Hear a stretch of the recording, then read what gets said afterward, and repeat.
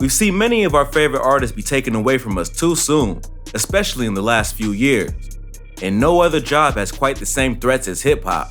Murder is the cause of 50% of deaths in the industry. Here's an exclusive look into the murders of 3 young rappers and the men that killed them. Pop Smoke. Pop Smoke was a major up-and-comer in 2019. His debut album, Meet the Woo, grabbed him the attention of hip-hop stars and producers. When Nicki Minaj remixed Welcome to the Party, all eyes were on Pop Smoke, and he didn't disappoint. In less than a year, he released several singles and collaborated with many artists in the industry. Pop's musical talent was undeniable. Everybody from Quavo to Travis Scott to Gunna wanted to work with him. When he released his second album, Meet the Woo 2, he was looking at a bright future with all the fame and money he could want. Unfortunately, Pop wouldn't get to see that future. On Wednesday, February 19, 2020, it was announced that Pop Smoke had been killed in his home early that morning. The news was surprising to everyone, and it has taken months for the story to unfold. Here's what we know. The day before the murder took place, Pop Smoke made a post on Instagram.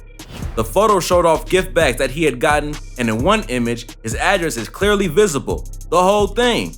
So now, people know where he lives. A few hours later, he posts a photo of him and a friend in the car in his own driveway, posing with loads of cash.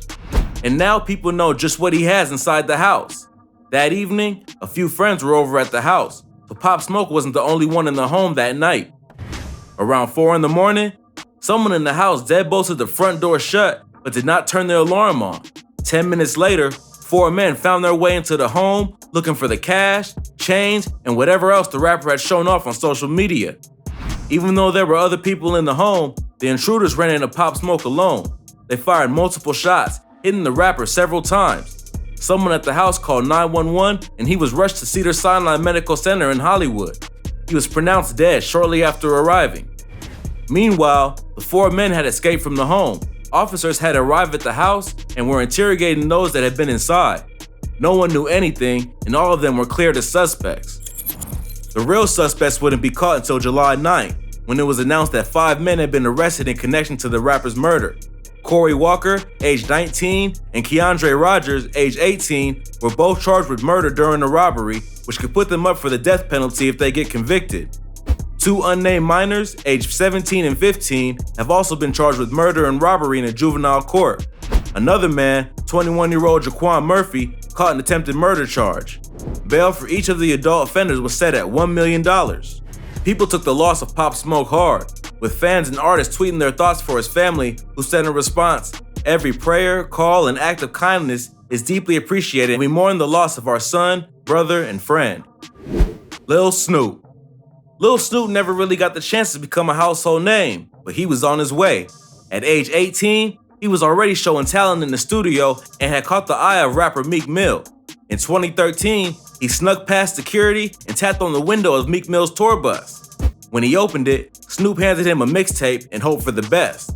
He got a call back in less than half an hour, and before he knew it, Meek was signing him to his Dream Chasers label, and he was on the rise to stardom. That was cut short just a few months later, on June 20th, 2013. That day, Lil Snoop was in a small town called Winfield, Louisiana, at the home of 36-year-old Tony Holden. The rapper was probably living in the state, but no one knows what he was doing in this small town at this man's house. The 2 guys passed the time playing video games, and things got competitive. They started placing bets, and at around 4 a.m., things went south. Tony, a convicted felon, pulled out a loaded gun and fired at Snoop, hitting him twice before fleeing the apartment and going on the run. Lil Snoop died of his wounds there in the apartment. Tony, meanwhile, was hiding out. But 4 days after the murder, police announced that he was their primary suspect and that there was a warrant out for his arrest. He was also to be considered armed and dangerous. 2 days later, Tony turned himself in to the authorities. He was then booked into the city jail, facing charges of illegal possession of a firearm by a convicted felon, armed robbery, and first-degree murder. Bond was set at $2 million, which he couldn't post. A massive surprise came a couple of weeks later, on July 8th, when it was released that another suspect had been arrested in connection to the murder. 21-year-old Edric Stewart was charged with manslaughter. Turns out, the autopsy showed that the bullets used to kill Snoop weren't the ones that fit inside Tony's gun. Instead, those bullets came from the gun of Edric Stewart, who had also apparently been there that night. Even with this proof, the charges against him were dropped, except for a minor weapons charge. Tony, who turned out not to be the murderer, only turned himself in because he was out on bail at the time and didn't want to mess with that. He ended up getting 10 years for the felon with the firearm charge, and the real killer walked free. Snoop's mother also believes that cops tampered with evidence and didn't take the case seriously. L.A. Capone. Chicago native L.A. Capone was another rising star in the hip-hop world. Influenced by the Chicago streets, his membership with the Black Disciples gang, and the local drill scene, he was rapping alongside the likes of Chief Keef, Lil Durk, and Rondo No. 9. On September 26, 2013, the just-turned 17 Capone was walking with a friend out of a recording session at a nearby studio. They turned down an alley looking for their ride when someone started shooting out of nowhere. The friend said that he heard 4 shots and then Capone was on the ground. He was hit in his lower back and right thigh. The friend called 911 and Capone was rushed to the hospital.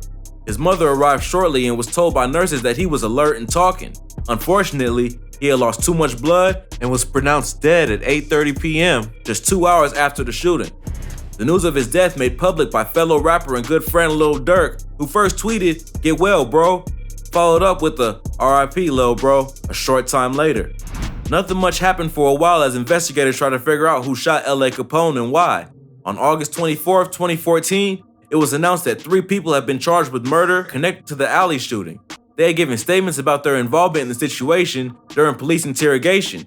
Saki Hardy Johnson, age 17, and Michael Mays, 21, admitted intentionally getting a gun before heading to the studio where Capone was recording. They also confessed to using a car that would run the interference in the event that police officers arrived on scene. The third man charged, Miko Buchanan, was the driver of the tail car meant to protect the lead car. He admitted to watching the murder take place.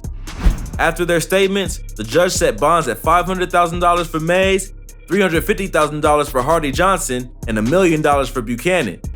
In the end, Buchanan received a guilty verdict of 2 counts of murder and 45 years in prison.